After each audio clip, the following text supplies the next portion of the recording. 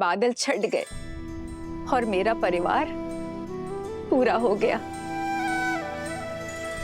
राम, सीता, तुम दोनों अंधेरे जीवन में प्रकाश का दीप हो, दुखियारे जीवन में सुख और प्रीत हो। पुत्र की विजय पर माता का मुख उत्साह से दमकता है। आपकी आंखों में प्रसन्नता के अश्रु होने चाहिए माता। सत्य कहा तुमने सीता। मेरे कारण अयोध्या पर जो कलंक और ग्रहण लगा था, आज अयोध्या उससे मुक्त हुई है। ये अश्रु उसी की खुशी में। नहीं माता, आप ग्रहण नहीं, ईंधन है जिसने आपके प्रकाश को अयोध्या में ही नहीं पूरे संसार में प्रखर किया है।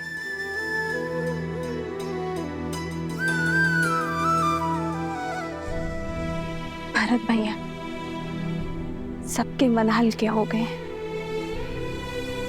अब आप भी अपने मन का भार उतार दीजिए। नियति के लेख का दंश माता को मत दीजिए भैया, क्षमा कर दीजिए उन्हें।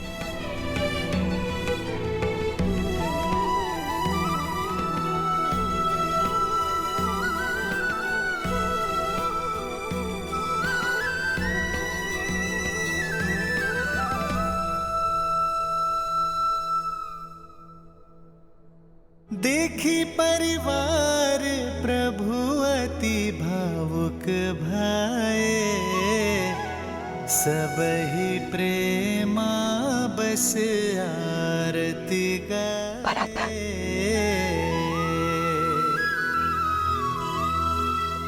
आगे सिया रामा सुख पाए, मनहु मोह माया मिटाए।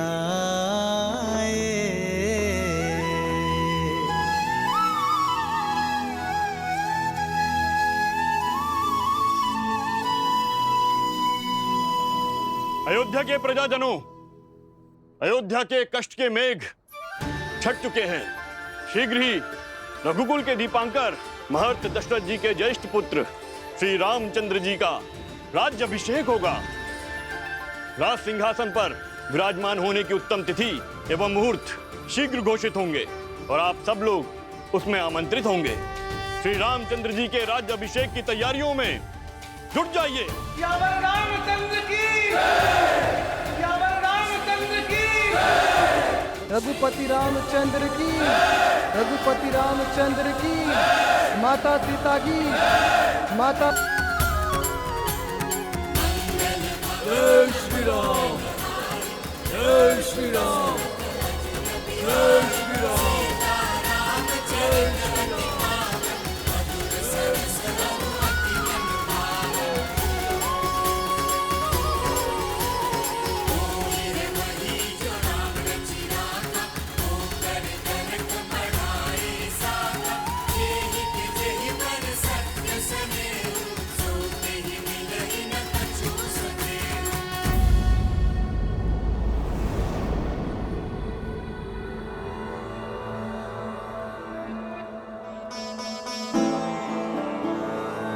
राम,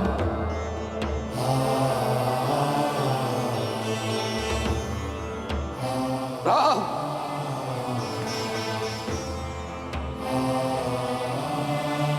भरत आपके लिए कुछ भेंट लाया पिताश्री। मेरे पुत्र में इतनी अद्भुत प्रतिभा है, आशा करता हूं बाण भी उतने ही वेग से चलाते होंगे।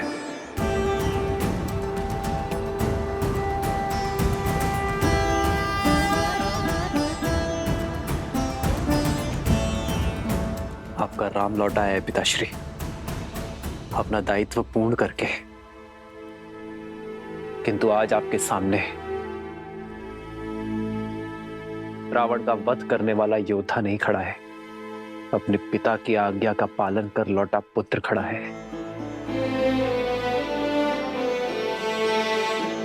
एक बार आपने कहा था कि पिता के आदेश केवल शब्द नहीं होते, वो कुल का आदर्श स्वप्न, यश, प्रतिष्ठा और सम्मान की धुरी होते हैं। आपने सत्य कहा था पिताश्री। इस यात्रा में मैंने जाना कि एक पुत्र पिता की संपत्ति, धनराज्य सब अर्जित कर सकता है, किंतु अमूल्य भेंट, वो विश्वास, वो मूल्य है जिन्हें उसके पूर्वजों ने स्थापित किया और पिता ने प्रमाणित किया। रघुकुल रीत सदा चली आई, प्राण जाए पर वचन न जाए। ओ रघुकुल रीत सदा चली आई, प्राण जाए पर वचन न जाई।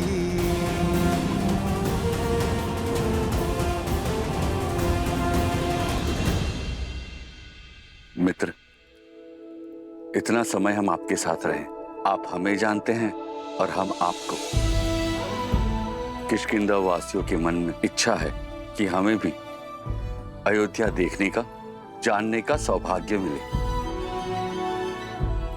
हाँ प्रभु, हम सबने अयोध्या के बारे में बहुत सुना है और अब प्रभु जानना चाहते हैं। अवश्य हनुमान, कुछ क्षण आप सभी विश्राम कर लीजिए। मैं स्वयं आप दोनों को अयोध्या भ्रमण के लिए ले जाऊंगा।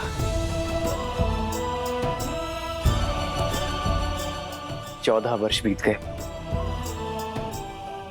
मैंने अपने राज्य का भ्रमण, अपने अयोध्या के दर्शन नहीं किए। महर्षि मुग्दल के स्वागत के साथ अयोध्या भ्रमण भी हो जाएगा। दीदी,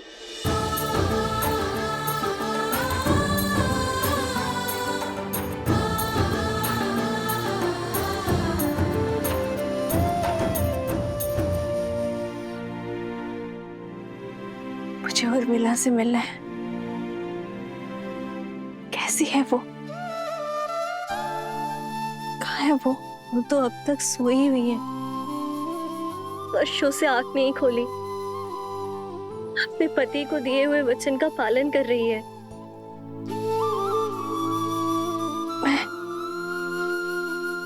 मैं देखना चाहती हूँ उसे, अभी इसी क्षण।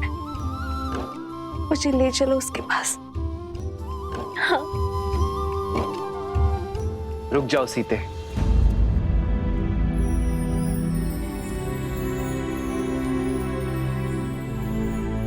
उर्मिला का प्रण पूरा होना अभी शेष है सीते। उर्मिला अपनी निद्रा केवल लक्ष्मण की उपस्थिति में ही तोड़ सकती है। जाओ लक्ष्मण, और जाकर अपनी पत्नी से मिलो। तुम्हारे और उर्मिला के सम्मिलित प्रण के कारण ही मेरा और सीता का प्रण पूरा हो पाया है।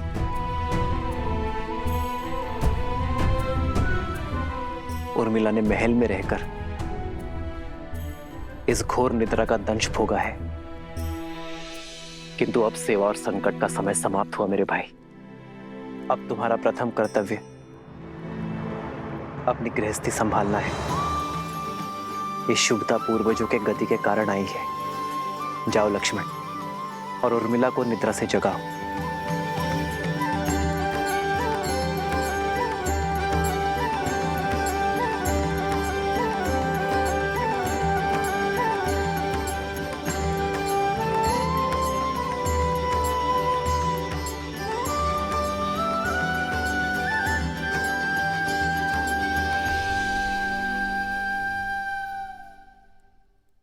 चौदह वर्ष तक मैं आपकी नींद लेती रहूंगी, ताकि आप 14 वर्ष तक बिना सोए अपना धर्म निभा सके।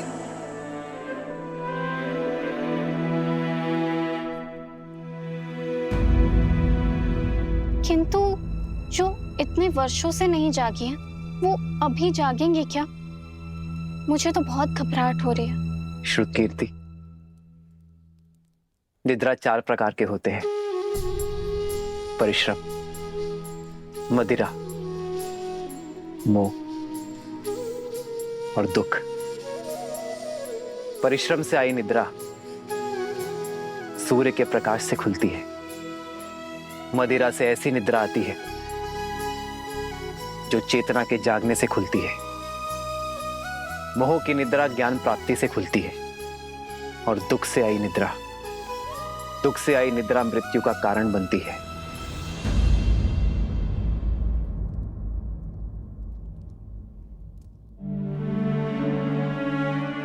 मैं जहां पर भी रहूं आर्य, मेरा मन सदैव आपके पास ही रहेगा। मेरी केवल एक ही इच्छा है आर्य, कि मैं जब भी अपनी आंखें खोलूं केवल आपको देखूं। उर्मिला, कैसी अभागन हूं मैं। मेरे लक्ष्मण और उर्मिला मेरे कर्मों का भुगतान कर रहे हैं। नहीं मां, उर्मिला की निद्रा कोई श्राप नहीं है। ये तो उसका तप है, प्रेम की शक्ति है। उर्मिला केवल अपनी निद्रा ही नहीं, लक्ष्मण की निद्रा भी ले रही है। ये तो निद्रा देवी का आशीर्वाद है लक्ष्मण और उर्मिला दोनों को।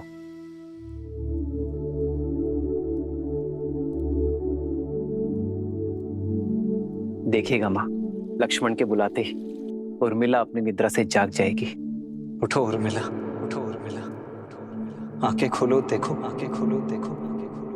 मैं आया हूं।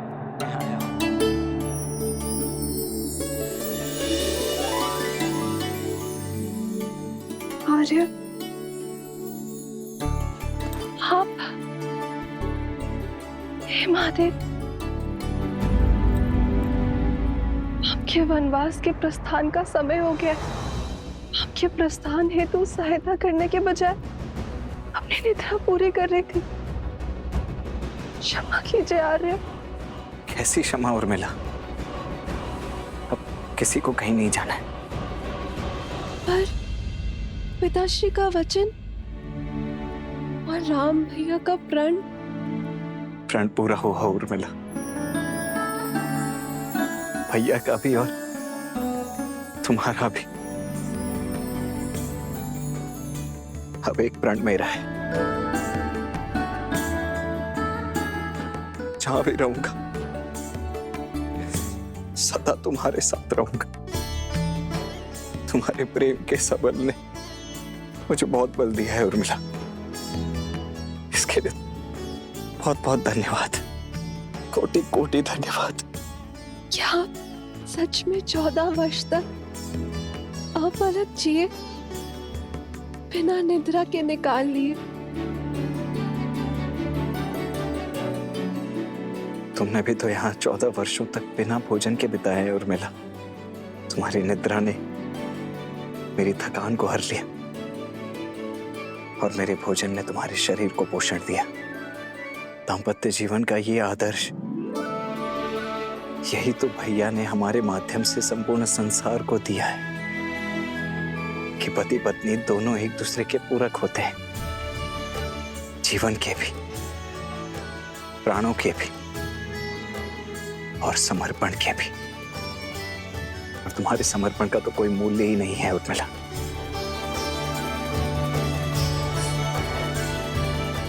अब चलो, पूरा परिवार, समस्त अयोध्या और विशेषतः भाभी माँ तुमसे मिलने के लिए अत्यंत व्याकुल है। मैं भी आ रही हूँ। आओ दीदी,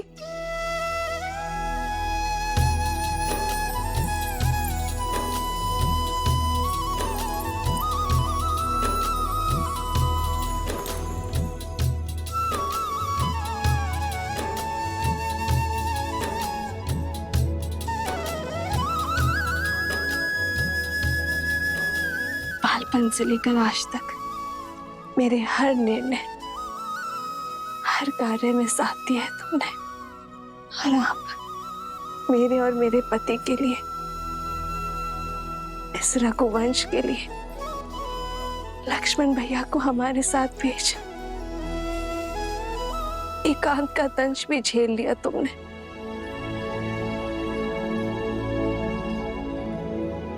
ना जाने ये ऋण कैसे चुका पाऊंगी मैं। और अब तुम मुझसे छोटी नहीं रही उर्मिला, तुम इस संसार के सबसे बड़ी सतियों में से एक हो। मैं वो चंद्रमा हूँ जो अपने दीदी के प्रकाश से तेज पाता है। मैं आपसे कभी बड़ी हो ही नहीं सकती दीदी।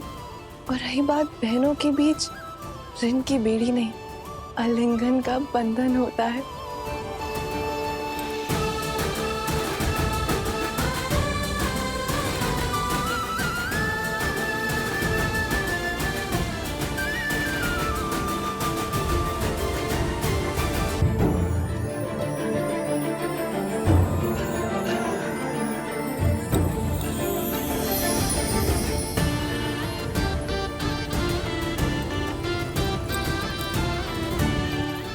बहुत प्यारा लग रहा है।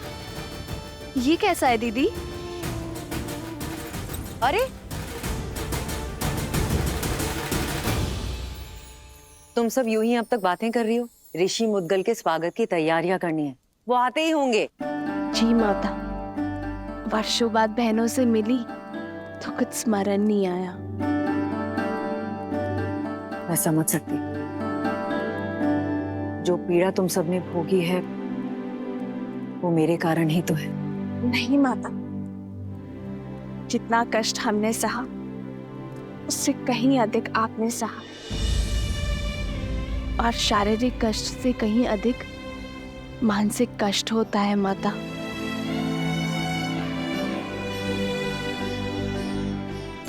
धन्यवाद मेरी पुत्री, किंतु अब कष्ट के और पीड़ा के दिन समाप्त हुए। प्रसन्नता से ऋषि मुद्गल का स्वागत करते हैं, उनसे उपदेश लेते हैं। जो कष्ट और पीड़ा मेरे पुत्रों ने भोगी वो मेरे पोतों को ना भोगनी पड़े।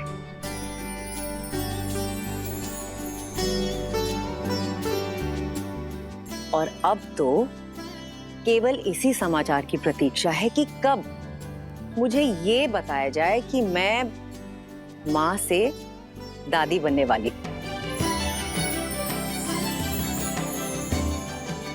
अरे तुम सब यूं ही शर्माती रहोगी या चलोगी मेरे साथ? शीघ्र चलो और गुरुजी का आशीर्वाद लो। जीवन से दुख का हर मेघ छट गया, अब सब शुभ ही होगा। इतनी शीघ्र भूल गए पुत्र? धूप छांव दिन रात की भांति ही अच्छाई और बुराई भी सदा साथ ही रहते हैं। दीपक की आवश्यकता तो वहीं होती है जहां अंधकार होता है और लोग जलते हुए दीपक के प्रकाश में उसके नीचे पसरे हुए अंधकार को देखना भूल जाते हैं। जब सामने सब उचित प्रतीत हो रहा होता है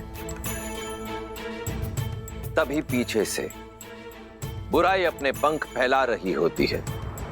अर्थात दुख की धूप हो या सुख की छांव, सदा सतर्क रहो। हाँ पुत्र, जब भी हम जीवन में कोई शुभ या मंगलमय कार्य करें तब हमें अतिरिक्त सावधानी और सतर्कता बरतनी चाहिए। सत्य और धर्म की क्षमता पर विश्वास रखते हुए अपने तन मन को और अधिक दृढ़ करना चाहिए। प्रिय गणेश, वो देखो, श्री राम उसी योजना का शंखनाद कर रहे हैं। राम राज्य की स्थापना का आरंभ कर रहे हैं। नर रूप में नारायण को प्रत्येक समस्या का सामना करना होगा, हर कठिनाई का हल खोजना होगा, राम राज्य की स्थापना करनी होगी। ऋषिवर, मैं जानता हूं आप सबके मन में क्या चल रहा है, किंतु जो होना है वो अवश्य होगा। 2 दिन बाद शुभ मुहूर्त है और ये राज्याभिषेक के लिए सबसे शुभ है। श्री राम, भगवान सूर्य के आशीर्वाद से सूर्यवंश के अगले सिरमौर आप ही होंगे। आपने वन भ्रमण के समय जो ज्ञान और अंतर्दृष्टि अर्जित की है, उसको अपने साम्राज्य में उपयोग करने का समय आ गया है। दया, दंड और दर्शन, इसको अपना शस्त्र बनाइए। श्री राम, आपके मार्गदर्शन से जगत कल्याण की ओर अग्रसर होगा। सभी आशान्वित हैं कि आप एक आदर्श स्वराज्य की स्थापना करेंगे और संसार के लिए शुभता का मार्ग प्रशस्त करेंगे।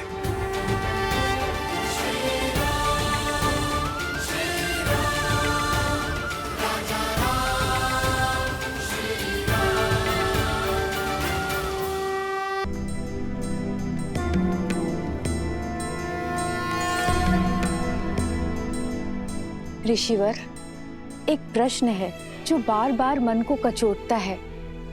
क्या उसका उत्तर मिल पाएगा? पूछिए राजमाता।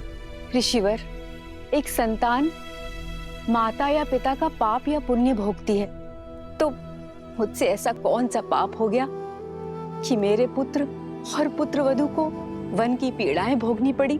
माता, जिनके कर्म और जीवन चक्र अंतिम पड़ाव पर होते हैं, अर्थात जो अपना अंतिम जीवन जी रहे होते हैं, उन्हें अकारण भी कष्टों का भागी बनना पड़ता है और जीवन की यह अंतिम परीक्षा देनी पड़ती है। अर्थात मेरे पुत्रों के पुत्रों को भी ये असहनीय कष्ट भोगने पड़ेंगे। माते, संसार के हर प्राणी का भाग्य सूर्य देव की पुत्री माता छठी के हाथों लिखा जाता है। इसलिए नवजात शिशु की कुंडली 6 दिवस के बाद बनाई जाती है। आप तो साक्षात सूर्य देव के वंशज हैं, सूर्यवंशी हैं। यदि आपकी पुत्र वधुएं आपके पूर्वज सूर्य और उनकी पुत्री छठी माता की आराधना करें, तो भविष्य में उनकी होने वाली संतानों के भाग्य में सुख और समृद्धि आना अटल है। छठी माता की कृपा से शीघ्र ही इस राजमहल में पालना भी बंधेगा और किलकारियां भी गूंजेंगी।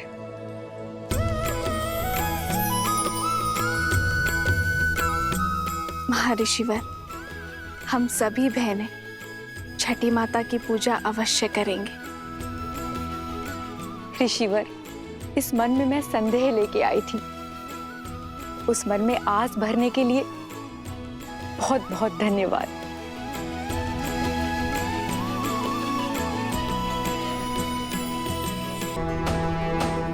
सुनो सुनो सुनो,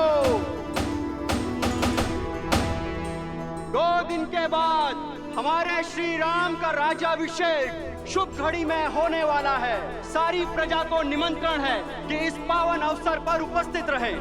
सुनो सुनो सुनो। पूरा नगर पलके बिछाए आपका इंतजार कर रहा है। सभी के मुख पर आपका ही नाम, आप ही के द्वारा स्थापित होने वाले सुराज्य की बात है। और महर्षि मुग्दल ने भी तो यही कहा कि इस समस्त राष्ट्र में सुराज्य आप ही स्थापित करेंगे। किंतु ये सुराज्य है क्या? माना कि वानर हूं, लेकिन किष्किंधा का राजा भी तो हूं। कल उठ के ये सारा भार अंगद को ही तो संभालना है मेरे बाद। जानना चाहता कि सुराज्य है क्या? अर्थ बताइए प्रभु। हाँ प्रभु, अर्थ बताइए।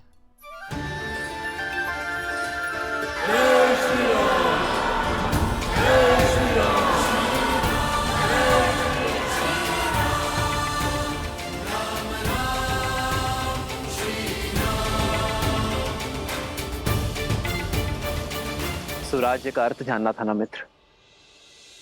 सुख, समृद्धि, रक्षण और न्याय, ये सुराज्य के लिए आवश्यक है। सुराज्य का अर्थ आपके सामने है मित्र।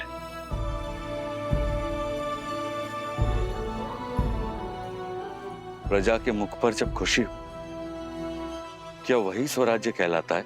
जब राजा को देख प्रजा के मुख पर प्रसन्नता हो, वो सामान्य राज्य है। प्रजा के चेहरे पर जो स्मित है, वो एक सुखद बदलाव और समृद्ध भविष्य की अपेक्षा है। प्रजा को आशा होती है कि राजा उनके दुख सुनेगा, उनकी पीड़ा हरेगा, पर सुराज्य वो जब प्रजा को देख राजा के मुख पर प्रसन्नता हो, राजा को संतुष्टि हो कि वो अपनी प्रजा की अपेक्षाओं को पूर्ण कर पाया है, जब राजा को यह विश्वास हो कि वो अपनी प्रजा के जीवन में बदलाव लाने में सक्षम है, वो है सुराज्य। प्रजा को देख एक राजा तब मुस्कुराता है जब वो जानता है कि ना राजा के मन में कोई प्रश्न है, ना ग्लानि है, ना पीड़ा है, और ना ही उसके प्रजा के मन में। आज मेरी प्रजा के मुख पर स्मित है। मैं अपनी प्रजा की अपेक्षाओं को पूर्ण कर सुराज्य को अवध में लाना चाहता हूं मित्र, और जब यह क्षण आएगा तब मेरे मुख पर स्मित होगा। आओ मित्र। जय श्री राम, जय श्री राम, जय श्री राम, जय श्री राम,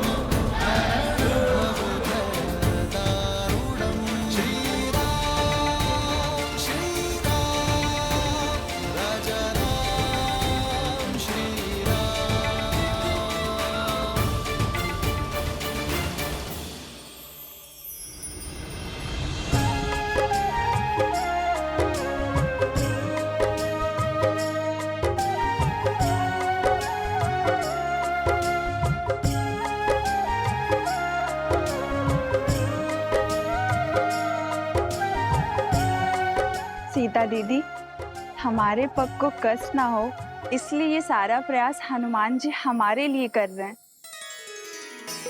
किंतु हमें ये सब भा नहीं रहा। हनुमान केवल हमारे लिए नहीं कर रहा है श्रुत कीर्ति, हमारे पीछे हमारी प्रजा की स्त्रियां भी है, उन्हें कष्ट ना हो ये उसका उद्देश्य है। हाँ दीदी, पर ये सब केवल हमारे कारण ही हो रहा है ना? हाँ, ये आरंभ है और इसे रोज का नियम बनाना होगा। प्रातः की शुरुआत कहीं ना कहीं से तो होगी ना। स्वच्छता केवल धूल कंकड़ का निवारण नहीं करती, एक स्वस्थ जीवन की नींव भी रखती है। जब राज्य के लोग स्वस्थ होंगे तो हमारा राज्य भी स्वस्थ होगा।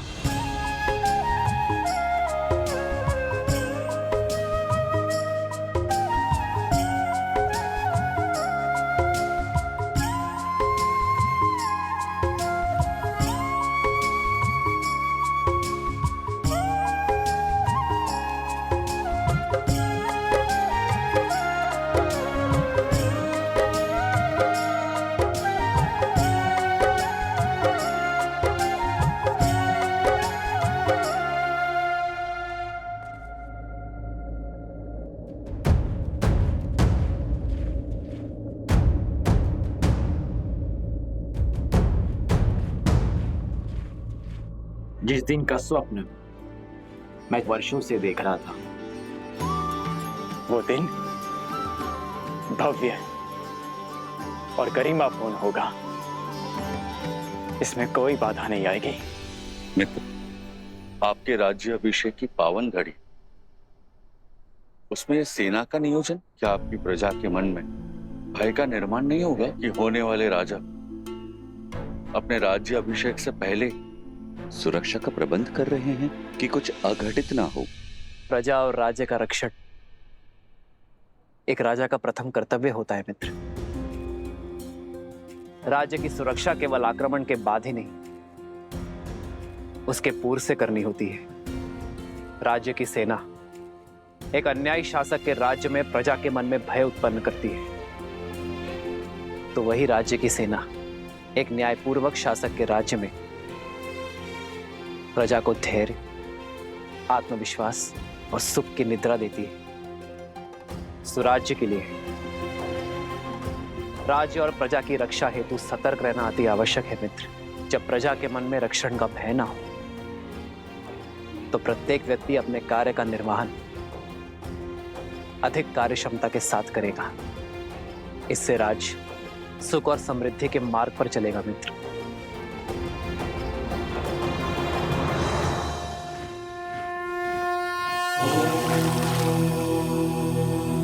शांति शांति शांति।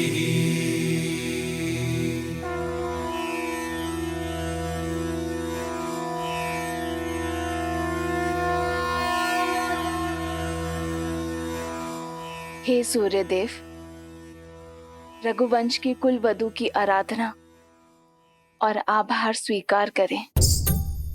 हे छठी मैया, ये समस्त राज्य हमारी संतान है, इनका भविष्य सुखमय और समृद्ध बनाइए। अपने तेज से हम सबके जीवन में सुख और समृद्धि का प्रकाश फैलाइए।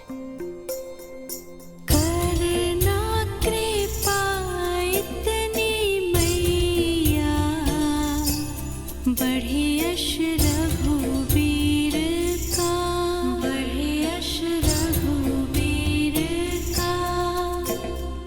फले फूले नगरी अयोध्या, पावन पड़े पीर का, पावन पड़े पीर।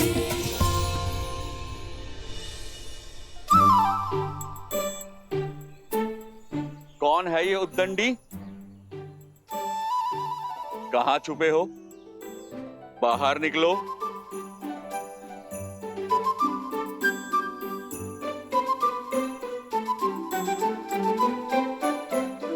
क्षमा कीजिए प्रभु। किस बात की क्षमा? वो हमारी गेंद आपको क्षति पहुंचाई।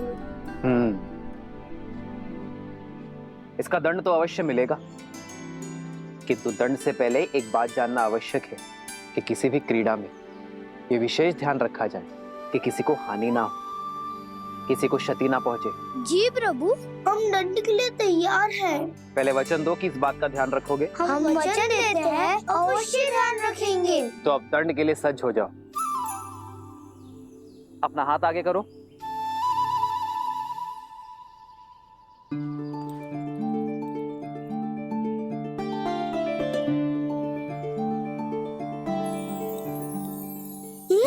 हमारे लिए?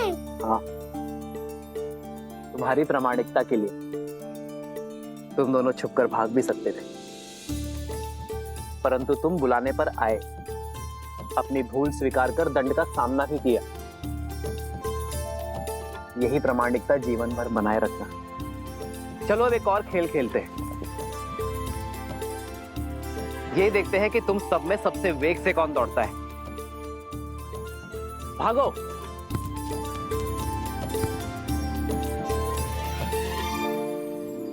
मित्र, राजा का धर्म तो सेवा है। आपने जो इनको ये धन दिया, ये ना लगे कि आप अपने धन का प्रदर्शन कर रहे हैं। जब राजा अपने स्वर्ण और रत्न का प्रदर्शन करता है, तब प्रजा का राज्य के प्रति शक्ति और सामर्थ्य बढ़ता है मित्र। एक राजा के लिए रत्न प्रदर्शन जितना आवश्यक है, उतना ही घातक धन का मोह है। जब राजा अपनी संपत्ति को लेकर निर्मोही होगा, तभी वो राज्य को स्वराज्य की ओर ले जा पाएगा।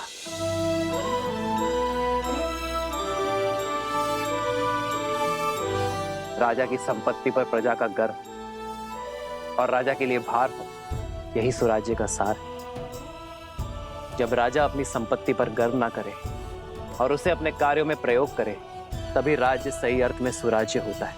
अति सुंदर। आपके विचारों ने हमारे विवेक को झंझोड़ दिया है। आपके ही मार्गदर्शन से अब से किष्किंधा में भी सुराज्य होगा, राम राज्य का परचम लहराएगा। जय श्री राम।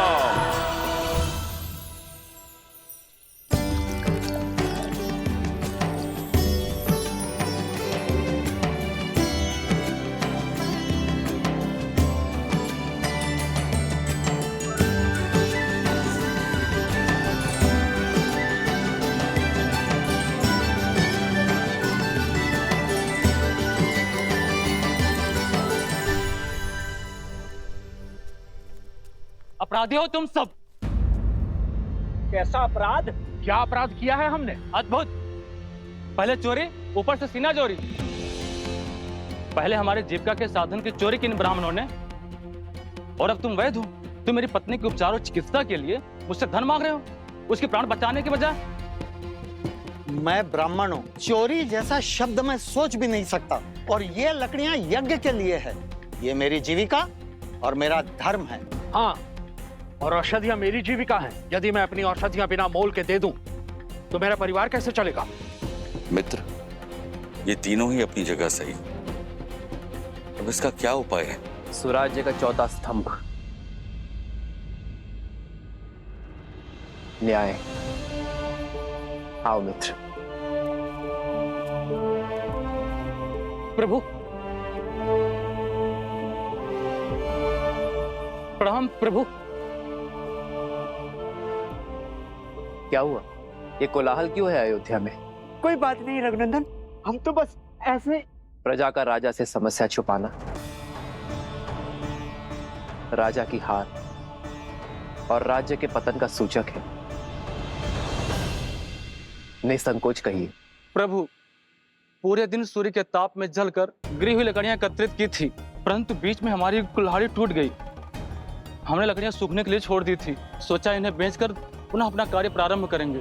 किंतु इन ब्राह्मणों ने हमारी लकड़ियों का उपयोग यज्ञ में कर लिया। प्रभु, प्रभु, शास्त्रों के अनुसार स्वयं गिरी हुई लकड़ियों का उपयोग केवल यज्ञ में ही किया जाता है। अब आप ही बताइए, शास्त्र नीति का पालन करके हमने क्या अपराध किया है, पाप किया है? यहाँ किष्किंधा के राजा मेरे मित्र वानर राज सुग्रीव उपस्थित है। क्यों ना वो इस समस्या का हल बताए। सत्य, इन ब्राह्मणों का कोई दोष नहीं। ना आप असत्य कह रहे हैं, ना आपने कोई अपराध किया है, ना हमारे वैद्यराज का कहना गलत है। प्रभु, अगर कोई गलत नहीं है तो ये कलेश क्यों? इसका समाधान क्या है प्रभु?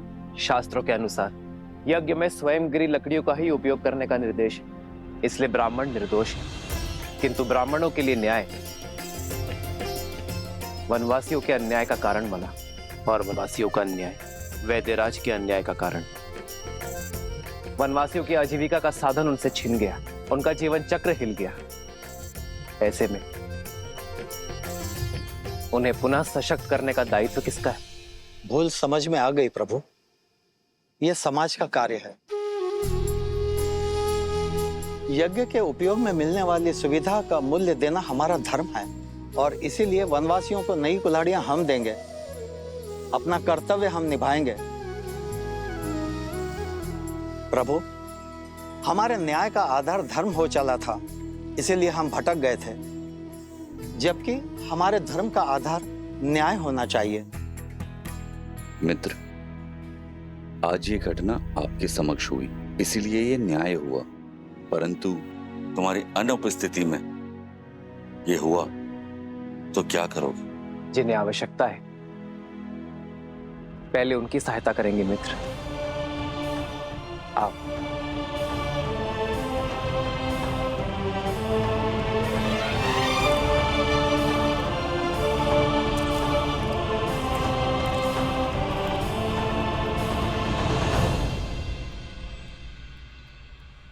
प्रभु, प्रणाम वैद्य जी, क्या मैं आपकी कुछ सहायता कर सकता हूँ?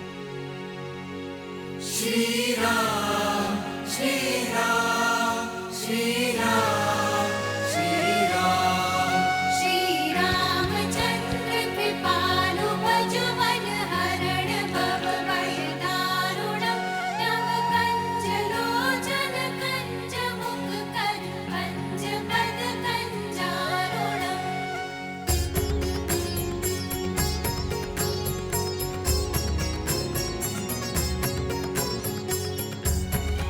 मृत्यु अवश्य ही परमात्मा के हाथ में है, किंतु जब किसी की मृत्यु को अंतिम क्षण तक टालने के लिए पूरा परिवार अपितु पूरा समाज जुट जाए, तब बनता है सच्चा और आदर्श राज्य, जब किसी के दुख के क्षण में ना कोई ऊंच नीच, ना कोई जात पात का विचार आए। वो कहलाता है स्वराज्य। जब राजा अपनी प्रजा के लिए उससे अधिक कर जाए, जिसमें वो सक्षम है, तब बनता है स्वराज्य।